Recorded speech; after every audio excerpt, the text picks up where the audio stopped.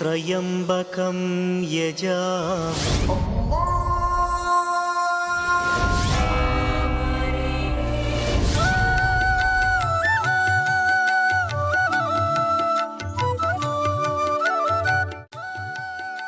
வணக்கம். வேந்தரின் இறைவன் அருள் ஆன்மீக நிகழ்வுகளின் தொகுப்புக்காக கௌரி. முதன்மை நிகழ்வுகள்.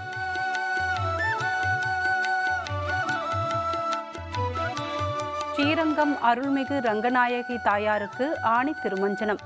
யானை மீது தங்கக்குடத்தில் புனித நீர் ஊர்வலம்.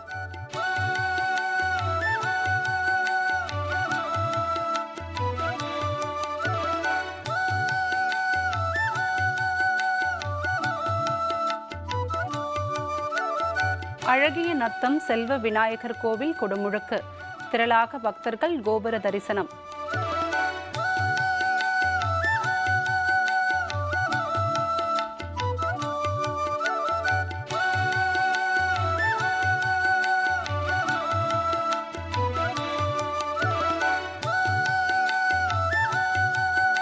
மதுரை சக்தி மாரியம்மன் கோவில் உற்சவம். பால்குடம் எடுத்து பக்தர்கள் நேர்த்திக்கடன்.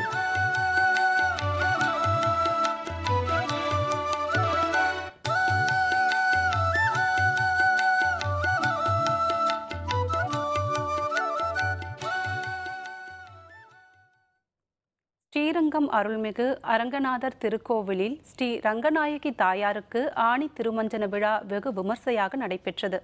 இதில் யானை மீது தங்கக்குடத்தில் புனித நீர் கொண்டு வரப்பட்டு சிறப்பு வழிபாடு நடைபெற்றது. 108 வைணவ தலங்களில் முதன்மையானதாக போற்றப்படும் ஸ்ரீரங்கம் அருள்மிகு அரங்கநாதர் திருக்கோவிலில் ஆண்டுதோறும் ஆணி திருமஞ்சனம் எனப்படும் சேஷ்டாபிஷேகம் அரங்கநாதருக்கும் அதனைத் தொடர்ந்து ரங்கநாயகி தாயாருக்கும் நடைபெறும். கடந்த 7ஆம் தேதி அரங்கநாதருக்கு திருமஞ்சன விழா நடைபெற்றது. இதனையடுத்து இன்று ரங்கநாயகி தாயாருக்கு திருமஞ்சனம் செய்யப்பட்டது. முன்னதாக கோவில் யானை ஆண்டாள் மீது தங்கக்குடத்தில் புனித நீர் ஊர்வலமாக எடுத்து வரப்பட்டது.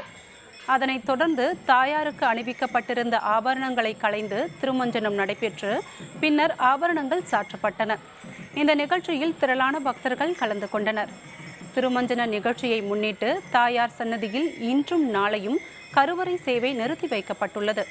நாளை திருப்பாவாடை சாற்றும் நிகழ்ச்சி நடைபெறவுள்ளது.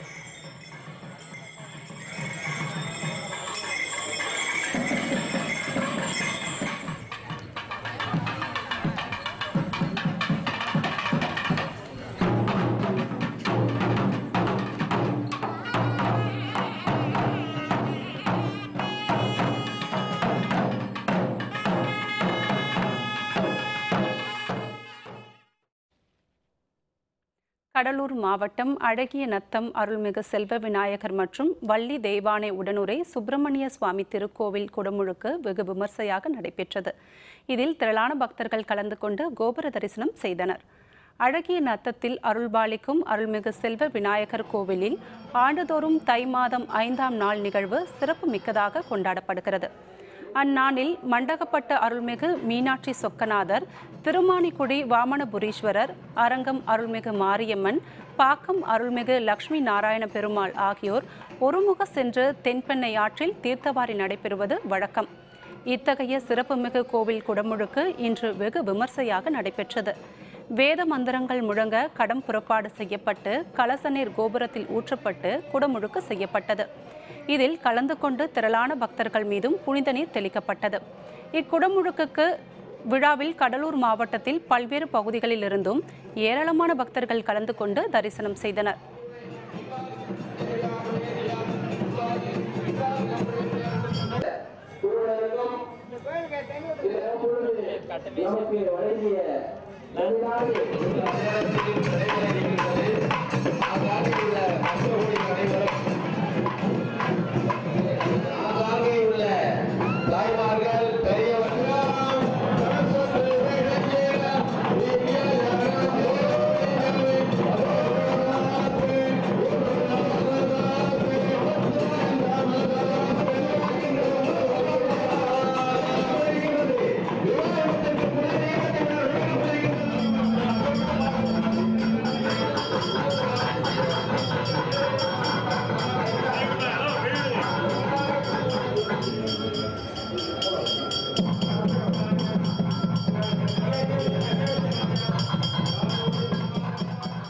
சுமார் 100-150 வருடங்களாக இவ்வாலயம் சிறப்பாக நடைபெற்று வருகிறது.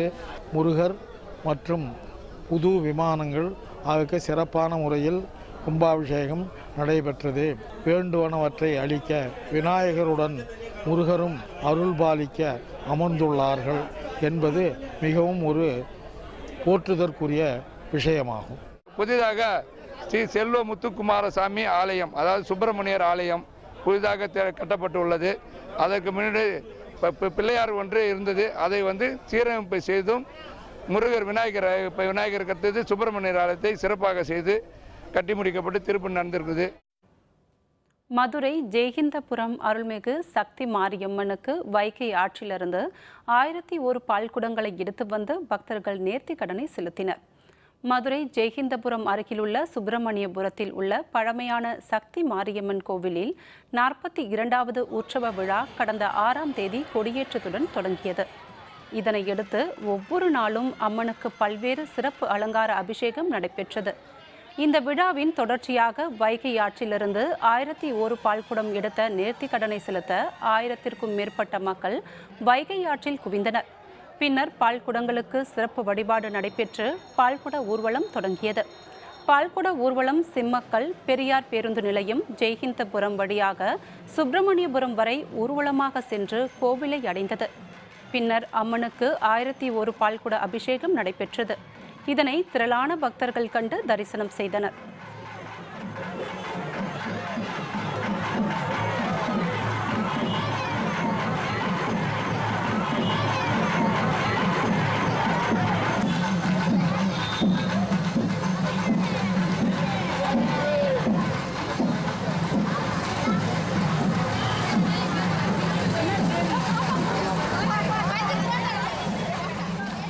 மாரியம்மன் கோயில் இந்த வருஷம் திருவிழா, இது வருஷம் திருவிழா கொண்டாடுவாங்க. அவங்க என்ன நினைச்சாலும் அது விரதம் இருந்து வேல் குத்தி நாங்கள் அக்கினி சட்டி எடுத்து பால் குடம் எடுத்தா இந்த வருஷம் வேண்டுனா அடுத்த வருஷத்துக்குள்ள நல்லபடியா அந்த ஆத்தா நடத்தி கொடுப்பாங்க. இது 42வது வருஷம் கும்பிடுறாங்க. ரொம்ப சிறப்பாக இருக்கும்.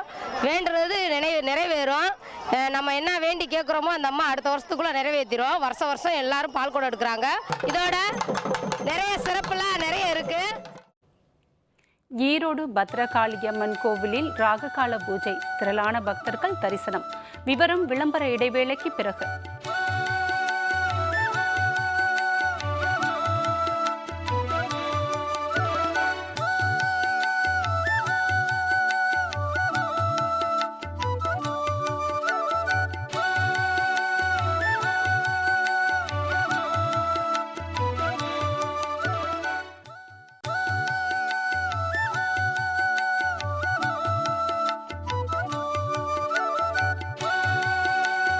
இறைவன் அருள் ஆன்மீக நிகழ்வுகள் தொடர்கின்றன. ஈரோடு அருள்மிகு கோட்டை பத்ரகாளியம்மன் திருக்கோவிலில் ராககால பூஜை நடைபெற்றது. இதில் திரளானோர் கலந்து கொண்டு தங்கள் நேர்த்தி கடனை நிறைவேற்றினர். ஈரோடு அருள்மிகு கோட்டை பத்ரகாளியம்மன் கோவிலில் செவ்வாய் வெள்ளிக்கிழமைகளில் நடைபெறும் ராககால பூஜை மிகவும் விசேஷமானது. வெள்ளிக்கிழமையான இன்று அருள்மிகு பத்ரகாளியம்மன் பல்வேறு மலர்களால் அலங்கரிக்கப்பட்டு மஞ்சள் காப்பு அலங்காரத்தில் அருள்பாலித்தார். தொடர்ந்து மகா தீபாராதனை காட்டப்பட்டது. இப்பூஜையில் கலந்து கொண்ட பெண்கள் எலுமிச்சை பழம் மற்றும் தேங்காய் மூடியில் விளக்கேற்றியும் வழிபாடு நடத்தினர். பூஜையில் வைக்கப்பட்ட எலுமிச்சை பழங்கள் பக்தர்களுக்கு பிரசாதமாக வழங்கப்பட்டன. அம்மனை நினைத்து வைக்கப்படும் வேண்டுதல்கள் 7 வார காலத்திற்குள் நிறைவேறுவதாக பக்தர்கள் நம்பிக்கை தெரிவித்தனர்.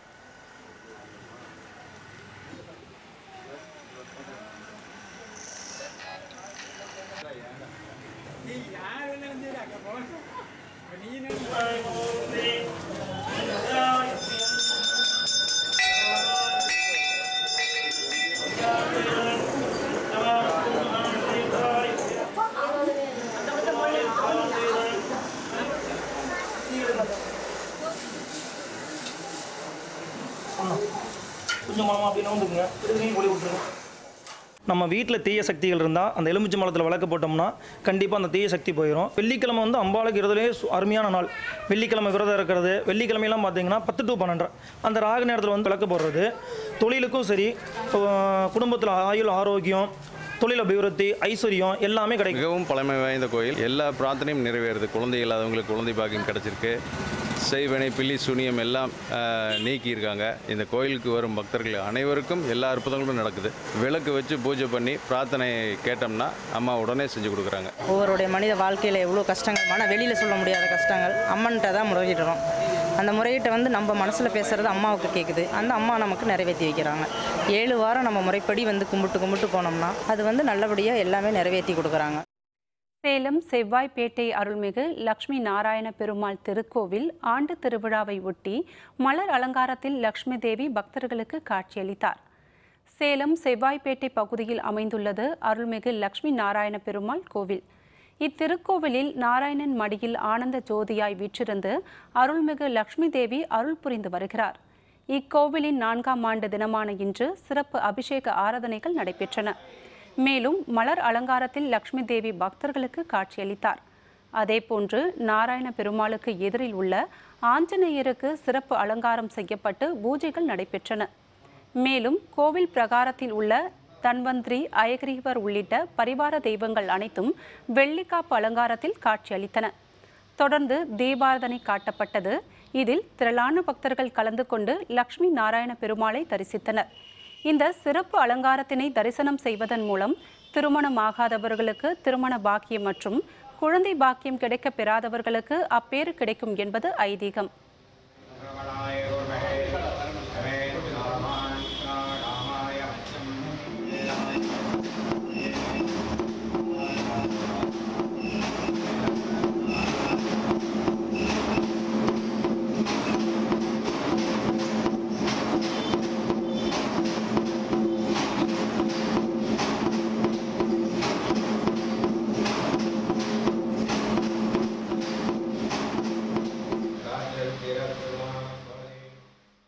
இந்த கோவில் சிறப்பு என்னவென்றால் நாராயணன் மடியிலே நம்ம லட்சுமி அமர்ந்துள்ளார்.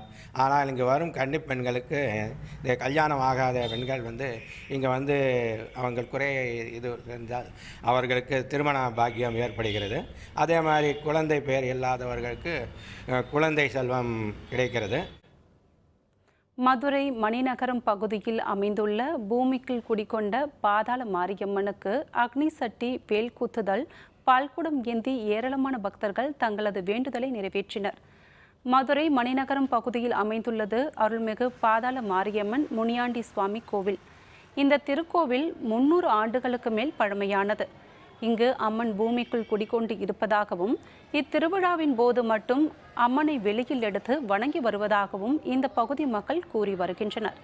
மணிநகரத்தின் சாலையின் மீது வைத்து கும்பிட்டு வரும் அம்மனுக்கு கோவில் கிடையாது.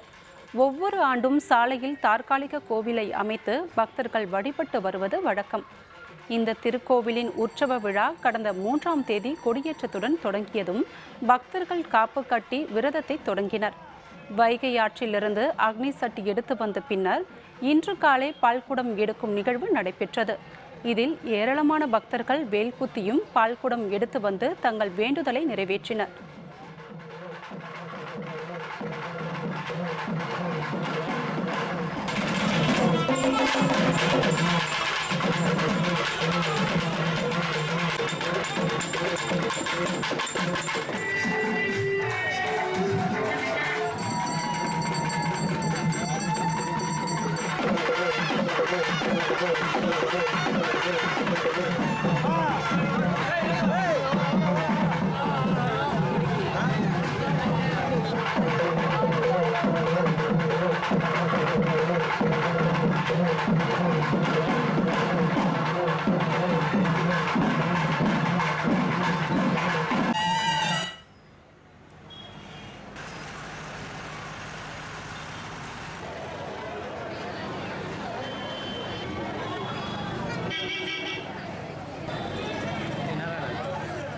இந்த கோவில் என்பது மற்ற கோவிலை போல் இல்லாமல் பூமியிலே வைத்து வழிபடக்கூடியது. திருவிழா காலங்களில் அது எடுத்து அது வணங்கக்கூடிய ஒரு அபூர்வமான தெய்வம். இந்த தெய்வத்தை வணங்கினால் குழந்தை இல்லாதவர்களுக்கு குழந்தை வரமும் மற்றும் கடன் தொல்லைகளும் மற்றும் திருமண தடைகளும் இப்படி பலவிதமான இன்னல்களை இந்த அம்மாள் தீர்த்து வைப்பால். இது ஒரு அபூர்வமான ஒரு சக்தி உள்ளது. நவ திருப்பதிகளில் சூரிய தலம் கள்ளபிரான் கோவிலின் சிறப்புகள். விவரம் விளம்பர இடைவேளைக்கு பிறகு.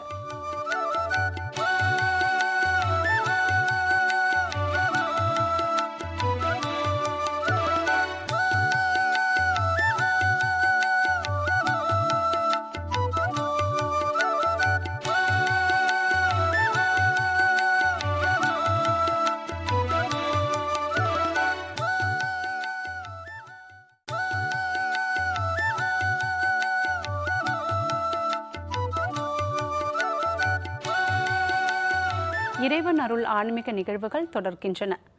சிவாலயங்களில் புகழ்பெற்று விளங்கும் நவகிரக தலங்களைப் போன்று வைணவ தலங்களில் நவ திருப்பதிகள் என்றழைக்கப்படும் தலங்கள் நவகிரக தலங்களாக போற்றப்படுகின்றன. இக்கோவில்கள் யாவும் திருநெல்வேலி, தூத்துக்குடி மாவட்டங்களில் அமைய பெற்றுள்ளன. அவற்றில் சூரிய தலமாக போற்றப்படும் கள்ளபிரான் கோவில் பற்றி இன்று பார்க்கலாம். தூத்துக்குடி மாவட்டத்தில் ஸ்ரீ வைகுண்டத்தில் அமைய பெற்றுள்ள அருள்மிகு கள்ளபிரான் திருக்கோவில் நவ திருப்பதிகளில் சூரிய தலமாக போற்றப்படுகிறது.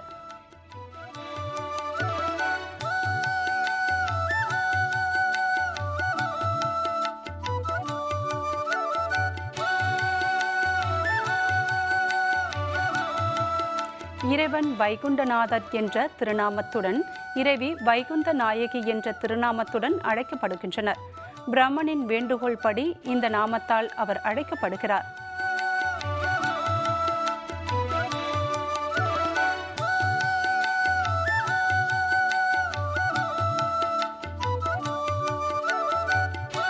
பிரம்மன் தாமிரபரணி தீர்த்தத்தால் பெருமாளை அபிஷேக செய்தமையால் இத்தலத்தில் தீர்த்தம் தாமிரபரணி தீர்த்தம், கலச தீர்த்தம் என்றழைக்கப்படுகிறது.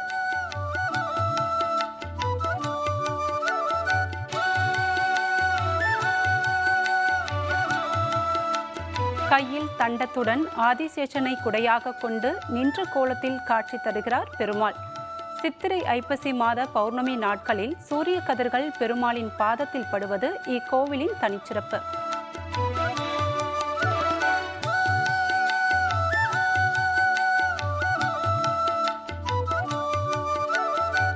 திருடன் வேடத்தில் பெருமாள் நாட்டை ஆண்ட மன்னனிடம் விவாதித்ததால் அவர் கள்ளபிரான் என்றழைக்கப்பட்டதாக புராண வரலாறு அறியப்படுகிறது.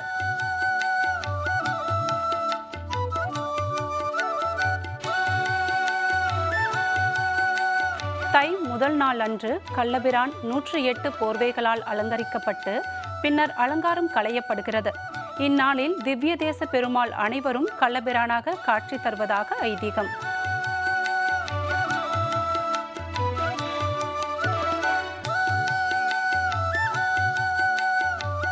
சூரிய தலமாகவும் சிற்ப வேலைப்பாடுகளால் தனிச்சிறப்பு பெற்று திகழும் கோவிலாகவும் விளங்கும் ஸ்ரீ வைகுண்டம் அருள்மிகு கள்ளபிரான் திருக்கோவில் சென்று அவரை வணங்கி வளம் பெறுவோம்.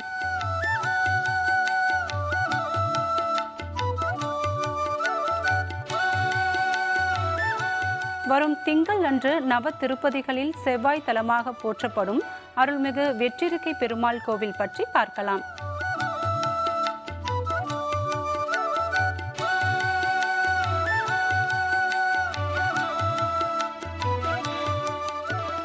இத்துடன் இன்றைய வேந்தரின் இறைவன் அருள் ஆன்மீக நிகழ்வுகளின் தொகுப்பு நிறைவு பெறுகிறது. மீண்டும் வரும் திங்கள் இரவு 7 மணிக்கு சந்திப்போம். வணக்கம்.